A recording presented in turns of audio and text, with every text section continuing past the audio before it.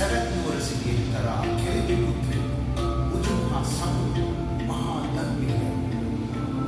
මේ දානමය පුණ්‍ය කර්මය නිමිති කරගන්න බුදුන් වහන්සේ මේ ජාතක කතාව දේශනා කළා.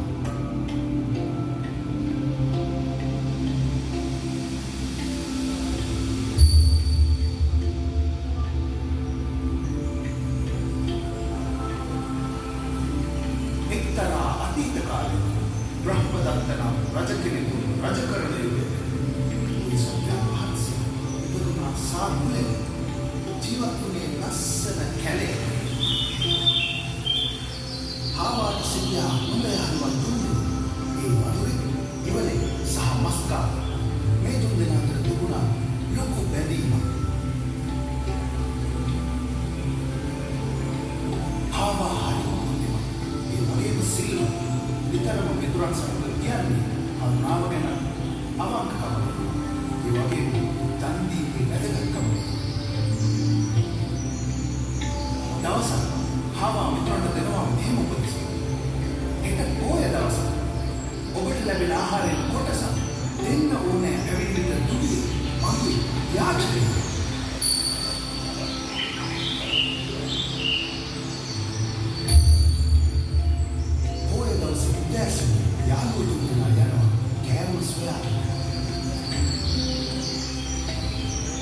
ගම්දුවේදී යති මස්කාව තිබුණ වැලේ වලලා මාළු හදෙනෙක් වැලක අමුණනවා.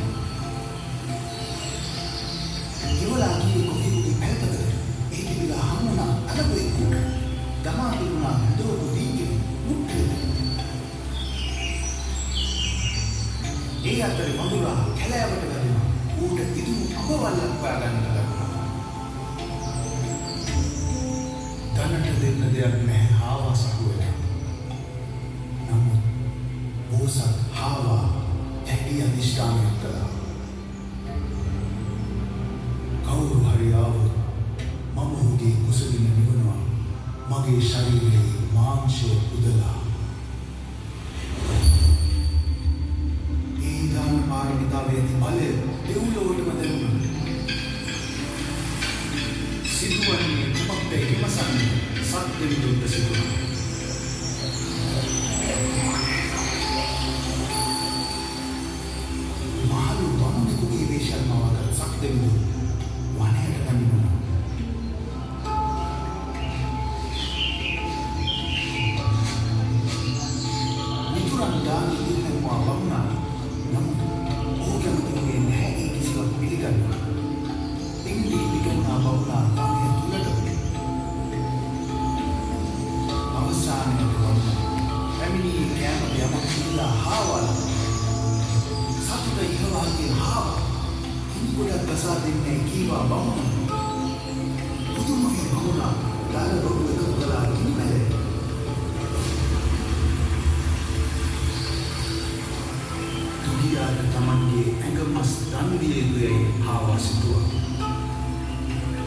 හම්සේ පියට බසිනා ලෙස කීගොඩට පැන්නා මේ බෝසත් හාවා.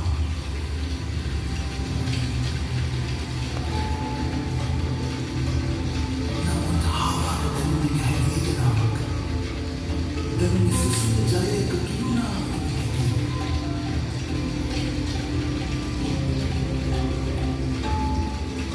මේ මොහොතේ සත්‍යවිදු තමා කවුද කියා එලි කළා විස්තර සියල්ල.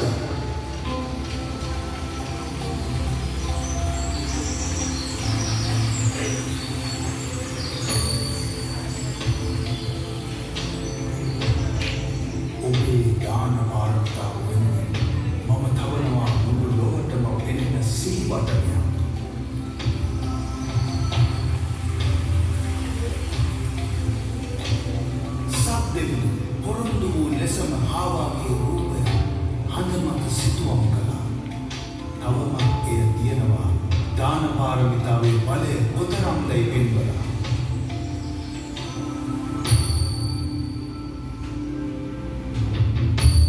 එදවස මස්කාව ඉපදුනේ ආනන්ද තෙරණුවෝ. සිවලාව ඉපදුනේ මොග්ගල්ලාන තෙරණුවෝ. වඳුරාව සිටියේ සාරිපුත්ත තෙරණුවෝ. තින්වත් බෝසත් හාවා අප මහා බුදුරජාණන් වහන්සේ